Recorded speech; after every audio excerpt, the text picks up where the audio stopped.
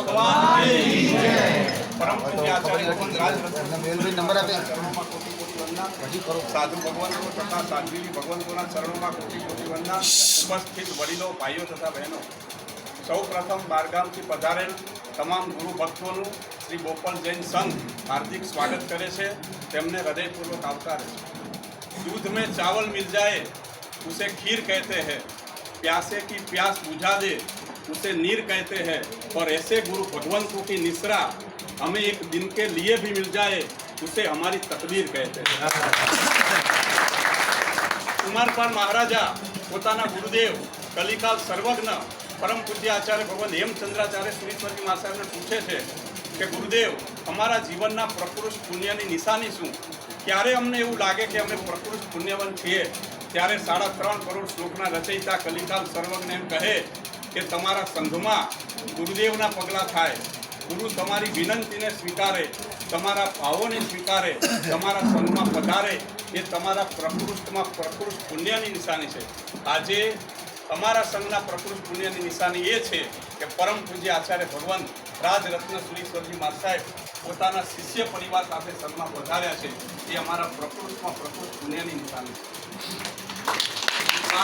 ધોરણ 5મા ધોરણમાં ભણતું એક બાળક, ઉંમર હશે 9-10 વર્ષની, સવારે સ્કૂલનો સમય 7 વાગ્યાનો, 7 વાગ્યામાં નોકરશી તો આવે નહીં, એટલે માતા ઉકાળેલા પાણીની બોટલ અને નાસ્તો પેક કરીને આપે અને કહે કે બેટા વિશેષ પડે ને એમાં નોકરશી કરી લેજે।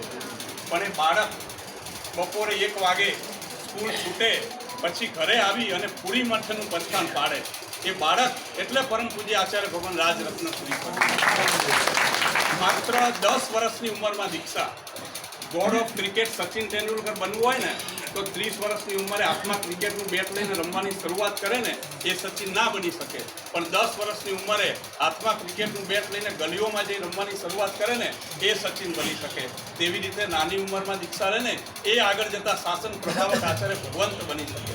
દીક્ષા લીધી નાની વયમાં પૂજ્યપાદ આચાર્ય ભગવંત ધર્મ સુરીશ્વરજી મહાસાહેબના સમયમાં યુગ દિવાકર પરમ પૂજ્ય આચાર્ય ભગવાન ધર્મ સુરીશ્વરજી મહાસાહેબ આજે મુંબઈની અંદર તમને જ્યાં જુઓ ત્યાં જિનાલય દેખાય છે એ ડ્યુ પરમ પૂજ્ય આચાર્ય ભગવાન ધર્મ સુરીશ્વરજી મહાસાહેબ। આ ધર્મસુરી દાદા એક વખત જાહેર સભાની અંદર તેમના પિતાશ્રી પાસેથી તેમની માંગણી કરી અને કહ્યું આ બાળક મને સોંપી દો, આ બાળક મહાન શાસન પ્રભાવક બની શકે તેમ છે। અને ત્યારે પિતાએ એ પુત્ર મોહનું બલિદાન આપી ભર સભાની અંદર કહ્યું કે ગુરુદેવ અત્યારે જ આ બાળક આપને વોરાવું છું એમ કહીને એ બાળકને ગુરુદેવના ચરણોમાં ગુરુદેવના ખોળામાં વોરાવી દીધું। એ બાળક એટલે પરમ પૂજ્ય આચાર્ય ભગવાન લાગ્યું।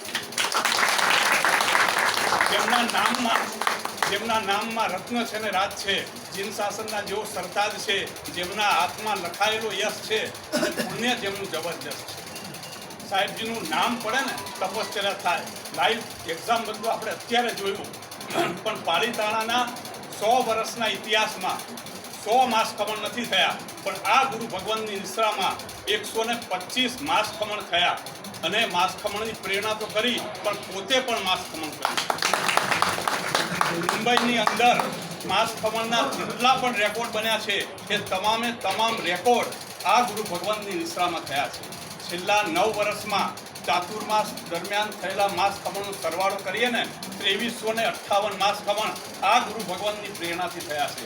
અને અચલ ગચ્છના ગચ્છાધિપતિએ જેમને માસ ખમણ સમ્રાટનું બિરુદ આપ્યું છે, માસ ખમણ સમ્રાટનું જેમને મળેલું બિરુદ છે, જેને શાસનની સેવા એ જેમની જીદ છે, અને માત્ર 36 વર્ષની ઉંમરે જેમને મળેલ આચાર્ય પદ છે।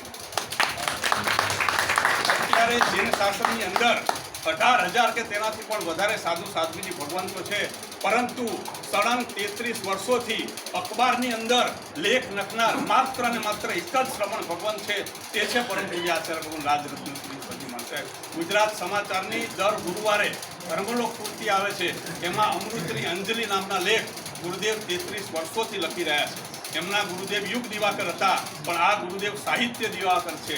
100થી પણ વધારે પુસ્તકો જેમણે લખ્યા છે, જેમણે કરેલી ગુરુ ભક્તિ અદ્ભુત છે અને ગુરુ પ્રત્યે જેવો સમર્પિત છે।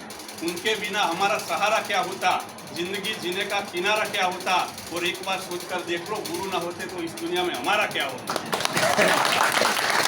38 વર્ષો સુધી જેમણે પોતાના ગુરુદેવ પૂજ્યપાદ આચાર્ય ભગવાન સૂર્યોદય સુરીશ્વરજી મહારાજ સાહેબની સેવા કરી 43 જેટલા પોતાના ગુરુદેવના ગુરુ મંદિરો નિર્માણ પામ્યા છે અને આવા ગુરુ ભગવંતની પાવન નિશ્રા આપણને મળી છે.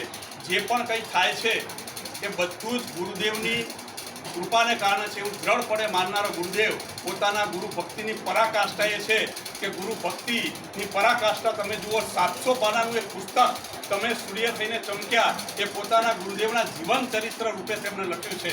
આવા ગુરુ ભગવંતની નિશ્રા આપણને મળી છે. સંઘ માટે ખૂબ આનંદનો વિષય છે. જે પણ કંઈ થાય છે એ ગુરુ કૃપાથી થાય છે એવું દ્રઢપણે માનનાર ગુરુદેવ આજે પણ જ્યાં ચિંતા કરે છે ત્યાં પોતાના ગુરુદેવનું જે પ્રતિકૃતિ છે મધ્યમાં રાખીને જ આજે પણ કોઈ નવા જિનાલયની પ્રતિષ્ઠાનો મહોત્સવ હોય એની કંકોત્રી હોય પોતે કોઈ નવું પુસ્તક બધું ગુરુને અર્પણ કરી અને પછી જ આગળ વધે છે.